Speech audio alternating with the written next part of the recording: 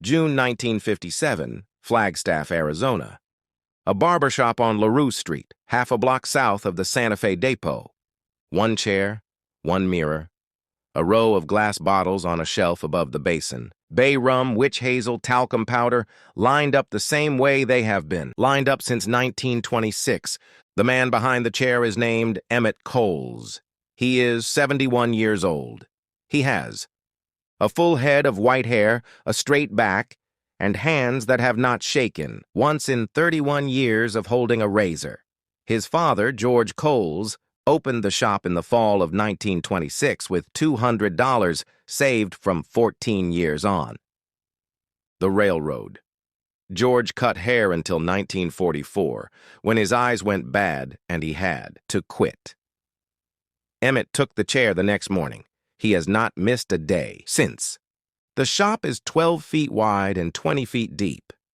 There is one barber, chair, a red leather cokin with a footrest that squeaks on the left side. There is a wooden bench along the wall for waiting, wide enough for 4 men. There is a radio on the shelf beside the bay rum. On Tuesday and Thursday mornings it plays the farm report. Every other day it plays whatever comes through. There is a photograph on the wall beside the mirror. It shows George Coles standing in front of the shop in 1928, his apron white, his arms crossed, squinting into the sun. Emmett has never moved the photograph. The regulars know the shop the way they know their own kitchens. Ed Trujillo comes in every 3rd Friday. Ray Morales comes in on the 1st Saturday of the month and always falls asleep in the chair before Emmett is halfway done. The fire chief has been coming in since 1938. The fire chief's son has been coming in since 1951. There is a coffee can on the windowsill where Emmett keeps the change for men who are a little short. He does not mention the can. Men who need it, find it. The building belongs to a man named Gerald Pruitt. Gerald Pruitt is 58 years old. He inherited the building from his uncle in 1949 along with 4 others on the same block. He lives in Phoenix. He comes to Flagstaff twice a year. He has never had a haircut from Emmett Coles. He has never been inside the shop. Emmett has rented the space from the Pruitt family since 1926. There has never been a written lease. George Coles shook hands with Gerald Pruitt's uncle on the 1st of every month for 18 years. Emmett Coles has shaken hands with Gerald Pruitt on the 1st of every month since 1949. $40 a month, cash in an envelope. The envelope left under the mat of the building's front door on the 1st, because Gerald Pruitt is never in. Flagstaff on the 1st, $40 a month for 31 years. No lease. Just the envelope and the handshake and the understanding that had always been the understanding. On a Tuesday morning in the 2nd week of June 1957, Emmett Coles is halfway through a haircut when the door opens. The man in the chair is a tall man in a worn brown work shirt, his sleeves rolled to the forearms, his hat on the bench beside him. He has been quiet since he sat down, the kind of quiet that is comfortable with itself. He is getting a standard cut, short on the sides, and he has been watching Emmett's hands in the mirror the way a man watches a thing done well. The man who comes through the door is not a customer. He is wearing a gray summer suit and carrying a leather portfolio under his arm. He does not take off his hat. He looks at Emmett. He looks at the man in the chair. He looks at Emmett again. Mr. Coles, Gerald Pruitt sent me. Emmett sets the comb down on the shelf. He does not stop the haircut. The man opens the portfolio. He takes out a single sheet of paper and sets it on the bench along the wall. Mr. Pruitt is selling the building, he says. All 5 properties on the block. A hardware company out of Denver has made an offer on the lot. They want to break ground before winter. The sale closes July 31st. Mr. Pruitt wanted you to know in advance. You'll need to have the shop cleared by July 28th. Emmett does not move. The man in the gray suit puts his portfolio back under his arm. Is there anything you'd like me to tell Mr. Pruitt? Emmett looks at the paper on the bench. He looks at the man in the suit. Tell him I've left the envelope under the mat on the first of every month, for 31 years. The man in the suit nods once. He walks out, the door closes, the radio plays the farm report. A truck passes on Leroux Street, the red cokin chair, squeaks on the left side the way it always squeaks. Emmett picks the comb back up. He finishes the haircut. He does not say anything for a long time. The tall man in the work shirt watches him in the mirror. My father built this chair in, Emmett says. Then he stops. He picks up the scissors. He goes back to work. He means the shop. His father did not build the chair. The chair came from a barber supply house in Kansas City in 1926. But the shop is the chair and the chair is the shop. And there is no word for what Emmett Coles means, except the wrong one. 31 years, the tall man says. Yes, sir. The tall man looks at the photograph of George Coles on the wall. He looks at it for a while. He does not say anything else. He pays when Emmett is done. He pays with a folded bill from his shirt pocket. He tells Emmett to keep the change. He picks up his hat from the bench. He walks out. He does not give his name. Most men in Flagstaff in the summer of 1957 would have known the face. Emmett Coles is not most men. Emmett Coles has been cutting hair since 1926, and in 31 years has learned one thing about the men in his chair. A man in a barber chair is not a famous man or a rich man or a powerful man. He is just a man with his hat off. Emmett treats them all the same. He did not put a name to the face. Where are you watching from? Drop your state in the comments. I want to see how far this story reaches.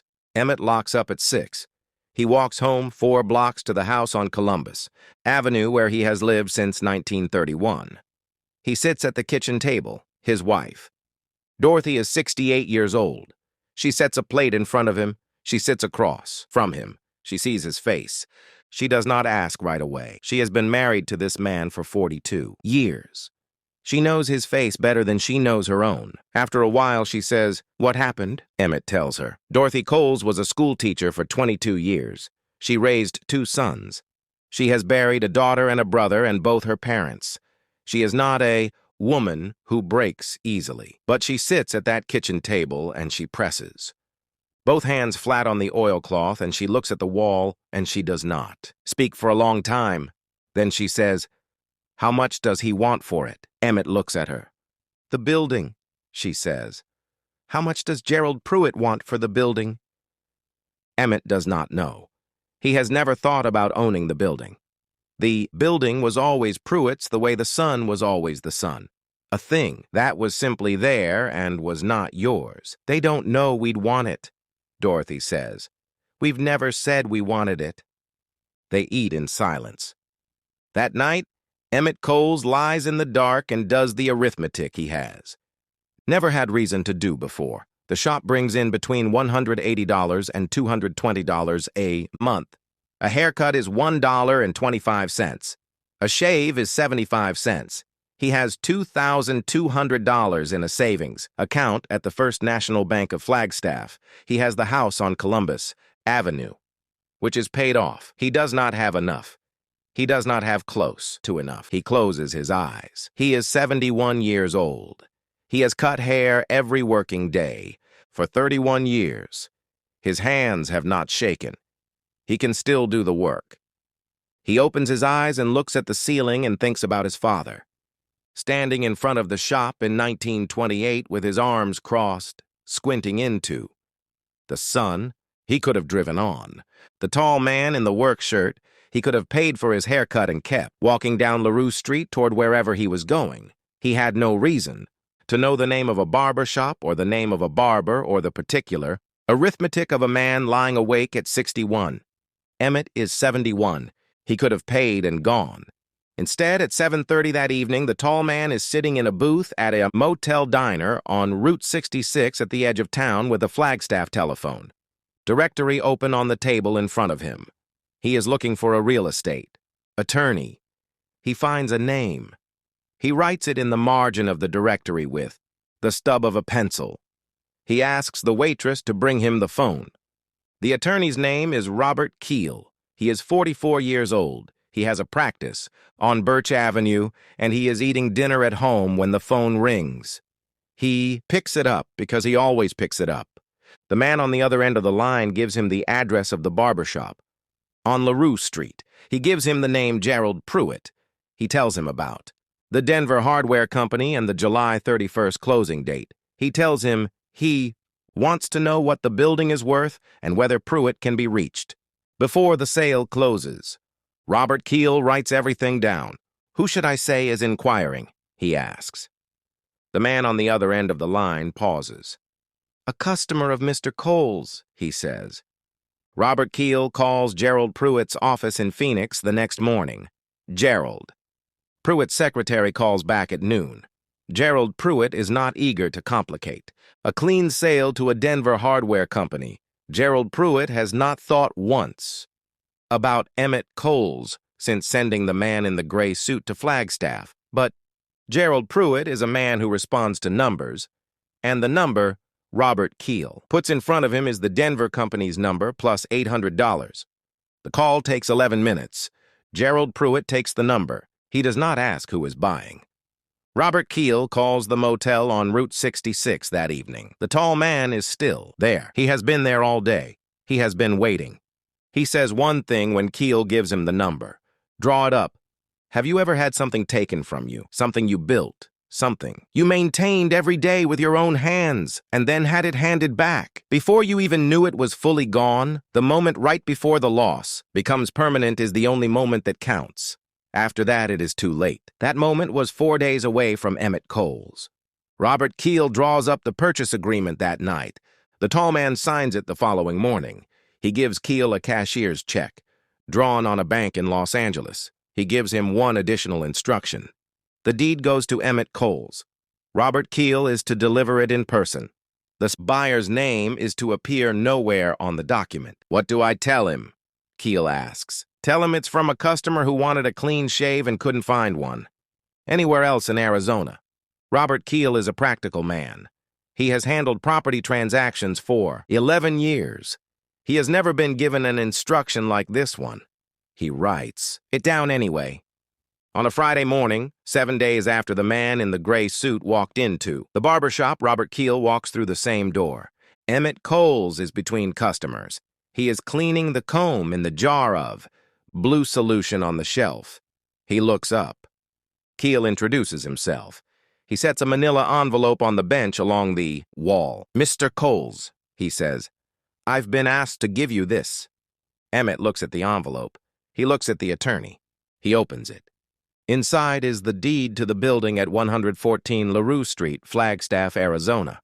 The property is conveyed in full to Emmett George Coles. The purchase price is listed. The buyer's name is not. At the bottom of the deed, in the notary block, Robert Keel has written the instruction exactly as it was given to him. Conveyed by request to the current occupant by a customer who wanted a clean shave and couldn't find one anywhere else in Arizona.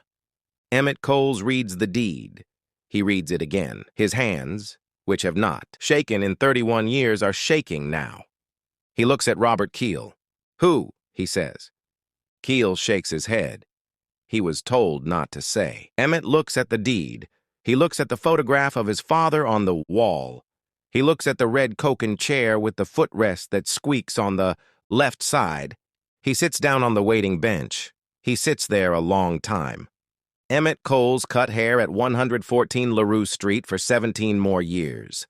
He retired in 1974 at the age of 88. His son David took over the chair that same year and ran the shop until 1991. The building never changed hands again. The deed sat in a lockbox at the First National Bank of Flagstaff from 1957 onward, and the shop sat under it. And every month the first of the month came and went, and there was no envelope to leave under any mat. Dorothy Coles died in 1969. She knew about the deed. She never told anyone who she thought had done it. But in the last year of her life, she told her son David one thing. She said there was a man in the chair the morning it happened. She said he was tall. She said he had quiet hands. She said he paid with a folded bill from his shirt pocket and told your father to keep the change. David Coles was 34 years old when his mother told him that. By then, he already had a guess. He had grown up in Flagstaff in the late 1950s. He knew what pictures were filming at which locations in which summers. He did the arithmetic on June 1957. He never said the name out loud. Not to a reporter, not to a customer, not to his own children until late in his life. He said it to his daughter once, the way you say a thing you have held a long time. She asked him how he knew. He said, I don't, but the hands were quiet and he told my father to keep the change. And the next week, my father owned the building. That's enough for me. The red Coke chair is still in the shop. David Coles donated it to the Flagstaff Pioneer Museum on Route 66 in 1992, when he closed the shop for good. It sits in the Working Trades exhibit on the main floor, third case from the entrance.